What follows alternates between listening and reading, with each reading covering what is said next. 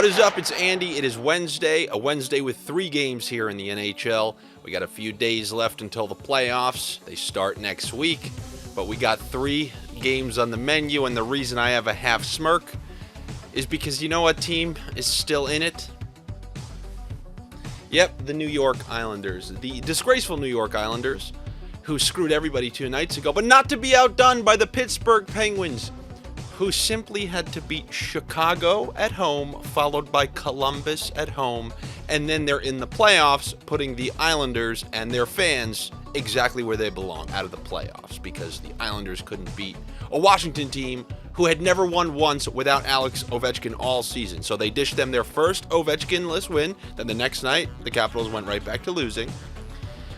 But not to be outdone by the Pittsburgh Penguins, who played a Chicago team who I believe won once in their last 10 games, and now worsen their chances for Connor Bedard to 7%, by 7%, I believe. And Pittsburgh couldn't win that game. That clip from Secession, I love you, but you are not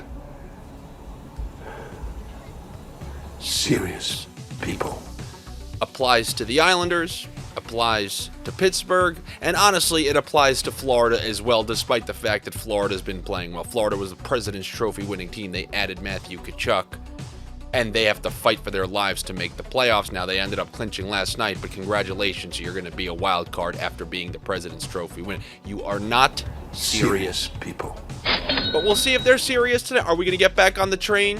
Are we going to get back on the train? Because I put a poll in the Sniff Central chat yesterday on the Instagram. If you're not over there, go check it out. Follow me on Instagram. It's at Andy Francis. And then right on my homepage, you're going to see Sniff Central, where I drop in some extra bets. I drop in polls.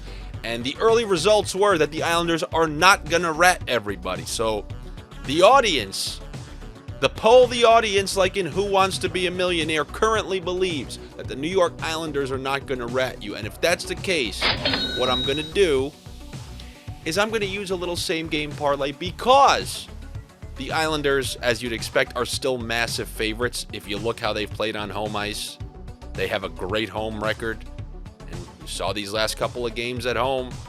I mean, it didn't matter if they were even playing the Torontos or Devils of the world. They've been winning those home games, shut out Philadelphia the other night, and now they got Montreal coming into their building with the playoffs on the line. Every time you set it up like that, it seems like you're setting up the even more massive screw job, just to add the highest money line favorites to lose this season. Yep, that's right. Pittsburgh last night now, I think, holds a tie for the record with, like, Toronto against Arizona back from October. But at least they have the October nothing really counts excuse. Pittsburgh's season was, I can't get over how bad that was. But I'm going to use the same game parlay, because there's no way I'm investing a lot in the Islanders. I'll only take them if I can lump something together. So what am I going to do? I'm going to go over to Bet365, like you should go over to Bet365, where if you're a new user, you bet $1. You should probably bet $1 on this one just in case, and you'll have $200 in free bet credits awaiting you in your account. You just got to be a new user on the platform, located in a state like New Jersey, or a province where you have Bet365 and sports betting is permitted. And if you have a problem, call 1-800-GAMBLER, like many of the people who had problems taking the Islanders in Pittsburgh the last 2 nights. But what I'm going to do is I'm going to do 2 separate ones. I'm going to take the Islanders money line with Brock Nelson. That gets you close to even money. And then I'm going to take the Islanders puck line with Bo Horvat. Because as you've seen, Horvat, you know, he tends to score in bunches. And when I say score, I mean at a point. If we can take out the previous game, some of the Islanders' higher-end stars have been relatively reliable. If you want to get the Islanders at plus money, you can pair Noah Dobson, because despite the fact that the power play is awful, they still refuse to take him off the top unit. And he also has contributed with a couple of assists in both games. Other than the last game, if you can just take that one out, what we saw from the Isles before that, we're going to default to a little bit. So take the Islanders with either Nelson, puck line with Horvat, or Isles money line with Noah Dobson to register a point gets you plus money. So those are the New York Islanders there for you.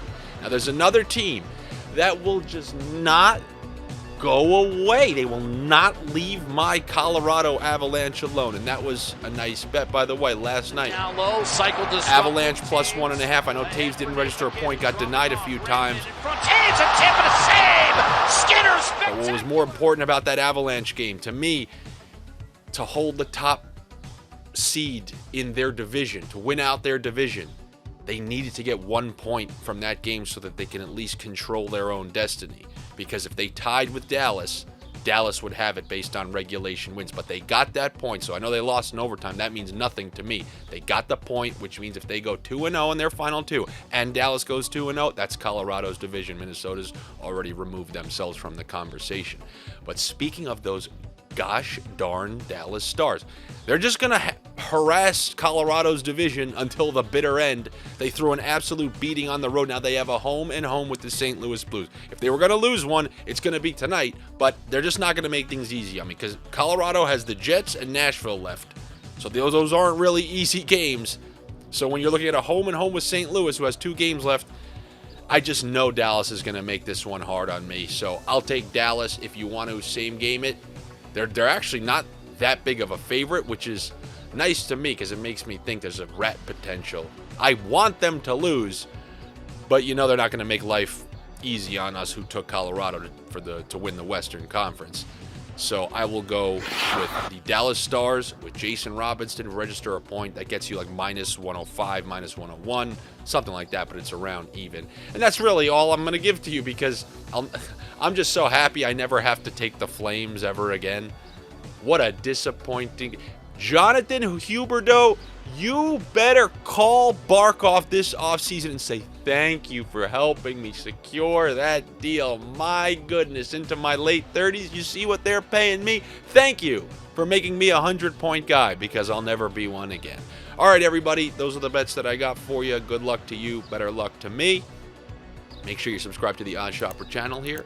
Come follow me on social media. I'll try to find a couple, there's not that many games tonight, but I'll find an extra pick for you. Later, I'll dig into the props. It always gives me an extra chance to see who the starting goalies are, what are the, what's going on with the lineups. Like yesterday in that chat, I dropped Crosby props. The shots on goal hit, but the points didn't. Dropped a Kaprizov prop over 3.5 shots on goal. Same kind of premise that I had for 2 nights ago. That one worked out. He had 4 shots by the end of the first period. That was nice to see. So if you want an extra bet or two, sometimes they're great, sometimes they're not. But I know come playoffs, you're going to want an extra pick or two. So come follow me over there. I will be back with you tomorrow. Take it easy. Have a good one. I'll talk to you then.